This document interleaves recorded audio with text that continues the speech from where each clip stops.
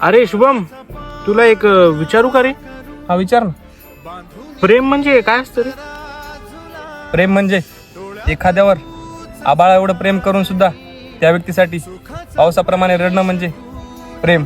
प्रेम म्हणजे दोन मनाचं फक्त नातं नाही, एका जीवाने दुसऱ्या जीवाचा श्वास बनून जगणं म्हणजे प्रेम. आणि प्रेम ज्याला मिळतं त्याला कळत नाही, आणि ज्याला कळतं त्याला मिळत नाही. आणि प्रेमात धोका भेटल्यानंतर मुली लवकर मूव ऑन होतात. पण आपलं मुलांचं किती अवघड असतं ना. वैभव, तू कधी लहान मुलांना रबर बँड सोबत खेळताना बघितलंस का? ते एकमेकांकडे जोरजोरात रबर बँड ओढत असतात, पण शेवटी त्रास कोणाला होतो माहिती का? जो शेवटपर्यंत त्या रबर बँडला पकडून ठेवतो त्यालाच.